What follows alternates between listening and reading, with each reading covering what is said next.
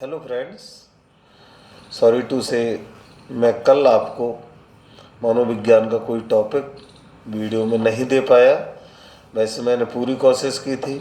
मैं इस मामले में पूरे प्रयास कर रहा हूँ कि नियमित और नियत समय पर आपको प्रतिदिन टॉपिक आपके सामने प्रस्तुत करूँ, लेकिन कल बहुत बड़ी टेक्निकल और नेट प्रॉब्लम आई थी, इसलिए मैं उसमें सफल नहीं हो पाया। लेकिन आज मैंने पूरी कोशिश की है और आगे कोशिश करता रहूँगा कि अच्छा से अच्छा वीडियो ज़्यादा से ज़्यादा मैटर लेकर के मैं आपके सामने आऊँ। तो दोस्तों, आज का टॉपिक हम शुरू करते हैं। आज का टॉपिक है मनोविज्ञान का स्वरूप, जिसे हम मनोविज्ञान का विषय क्षेत्र भी कहते हैं।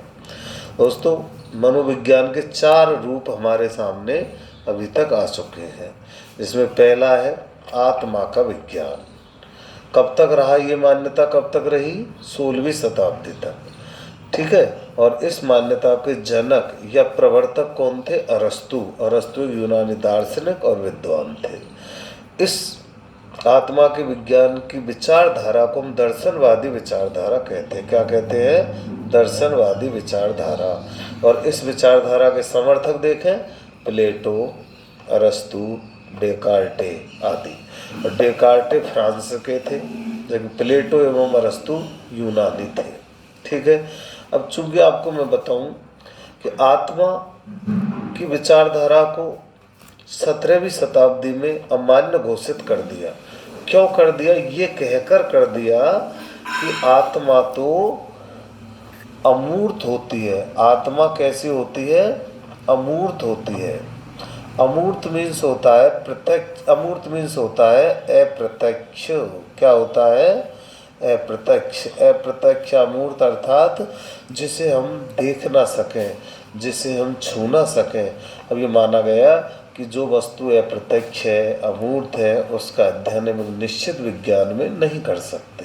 तो इस आधार पर आत्मा की विज्ञान को अमान्य घोषित कर दिया गया और मनोविज्ञान का एक नया स्वरूप आया। नया स्वरूप जिसका नाम था मन या मस्तिष्क का विज्ञान। ये मनोविज्ञान का दूसरा रूप था, मन या मस्तिष्क का विज्ञान। कब आया? 17वीं 18वीं शताब्दी में आया। और इसके जनक कौन थे? पेम्पोनोजी। कौन थे ये? पेम्पोनोजी। पेम्पोनोजी दोस्तों, याद रखना, इटली के रहने वाले थे। और इसमें यह भी याद रखना कि मन मस्तिष्क का विज्ञान कितने वर्ष तक रहा है? 200 वर्ष तक रहा है। कितने?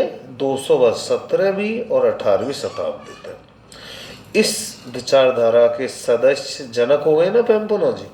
सदस्य देखें, Berkeley, Hobbes, Leibniz, John Locke, Kant, Thomas Reid आदि। ये सभी विद्वान समाजवादी थे, इसलिए इस विचारधारा को हम समाजवादी विचारधारा भी कहते हैं, ठीक है। चूंकि आगे और ज़्यादा मनोविज्ञान का विकास हुआ, नए नए विचारक आए, नए नए विद्वान आए, तो उन्होंने भी ये क्लियर किया कि भाई मन या मस्तिष्क भी अमूर्त होता है।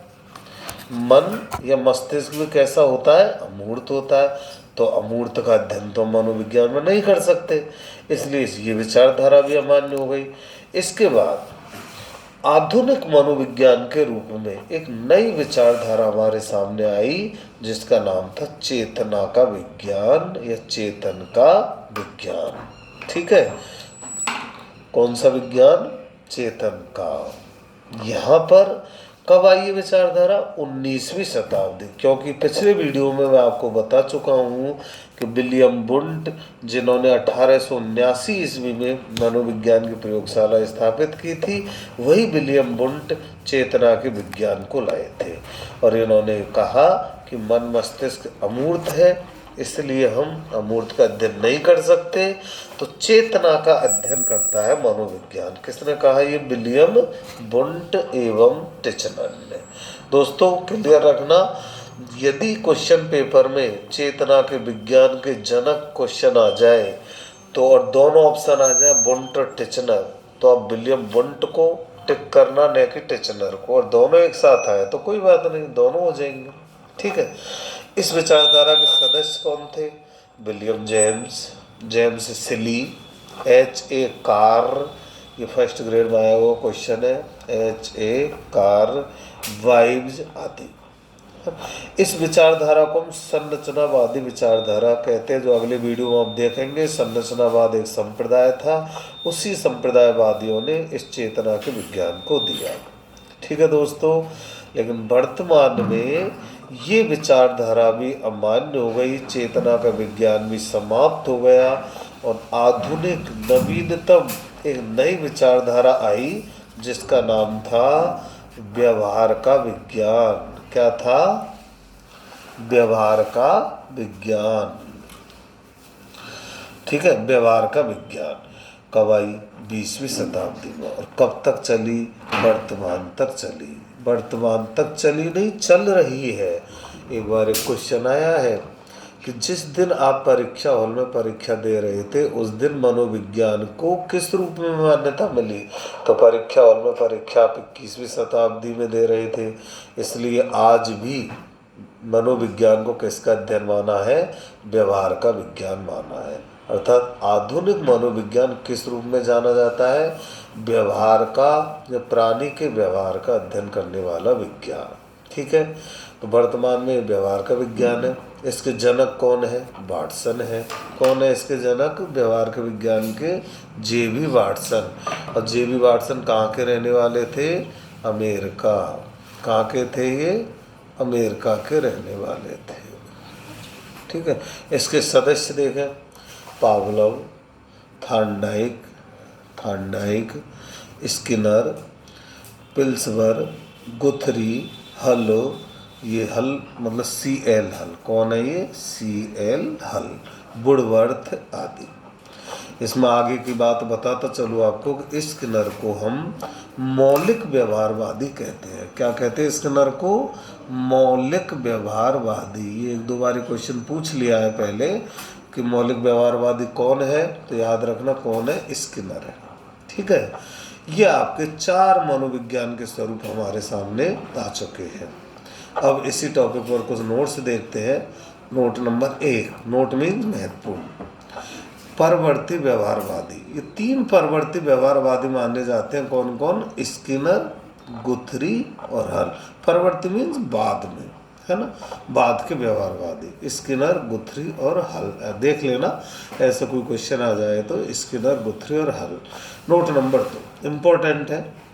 वुडवर्थ ने बहुत बड़ा कथन कहा था कि मनोविज्ञान ने सर्वप्रथम अपनी आत्मा को त्यागा, फिर मन को छोड़ा, उसके बाद चेतना को भी अलग किया और वर्तमान में यह व्यवहार को धारण किए हुए हैं। देखो दोस्तों, वुडवर्थ के इस कथन में मनोविज्ञान के 4 स्वरूप आ गए: आत्मा, मन, चेतना और वर्तमान में व्यवहार। ठीक है, नोट नंबर 3, जॉन वाटसन ने 1913 ईस्वी में मनोविज्ञान को व्यवहार का विज्ञान माना। मतलब व्यवहारवाद कब आया? 1913 ईस्वी में आया।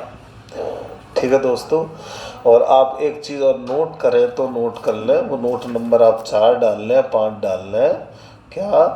अगर आपसे क्वेश्चन पूछा जाता है कि व्यवहारवाद के जनक, व्यवहारवाद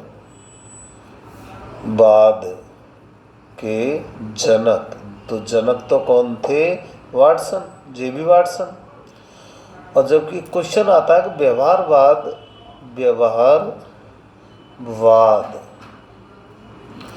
किसकी विचारधारा पर आधारित है? किसकी विचारधारा पर आधारित है? तो इसका उत्तर क्या होगा? I.P. पावलोव। कौन था इसका? I.P. पावलोव। हालांकि ये बातें मैं आपको बाद में बताऊंगा। I.P. पावलोव। ठीक है दोस्तों, आगे देखें। Note number 4, very very very important, याद रखना इसको। क्या? मनोविज्ञान में क्या, क्यों, कैसे जैसे प्रश्नों का अध्ययन किया जाता है, व्यवहारवाद में इसलिए मनोविज्ञान को व्यवहार का वस्तुपरक, कौन सा? वस्तुपरक, ऑब्जेक्टिव, या जिसे हम कहते हैं तथ्यात्मक विज्ञान कहते हैं। आपसे क्वेश्चन पूछा जाता है कि कौन सा संप्रदाय, कौन सा विचार वस्तुपरक है, तो उसका उत्तर क्या होगा? व्यवहारवादी संप्रदाय वस्तुपरक संप्रदाय है। अर्थात वस्तुपरक मीन कि जैसा मनोविज्ञान किसी वस्तु को या तथ्य को देखता है उसी रूप में उसका अध्ययन करता है। वस्तुपरक, फैक्चुअल है ना, विशेष है। जितने भी संप्रदाय हैं उनमें केवल व्यवहारवाद ही वस्तुपरक या तथ्यात्मक संप्रदाय माना जाता है। थैंक यू दोस्तों, मेरे चैनल को सब्सक्राइब करें, ज़्यादा से ज़्यादा सब्सक्राइब करें, लाइक करें, शेयर करें और बेल आइकन को प्रेस करें। और देखो, मैं साफ साफ बता दूं, सब्सक्राइब आप करेंगे तो मुझे भी मोटिवेशन मिलेगा और मैं अच्छे से अच्छे वीडियो आपके लिए दूंगा। आपके सब्सक्राइब बहुत कम आ रहे हैं और इससे मुझे नहीं, आप लोगों को भी बहुत बड़ा फ़ायदा है, क्योंकि मुझे लाइव आने की छूट मिल जाएगी यदि मेरे सब्सक्राइबर ज़्यादा हो गए तो। Thank you.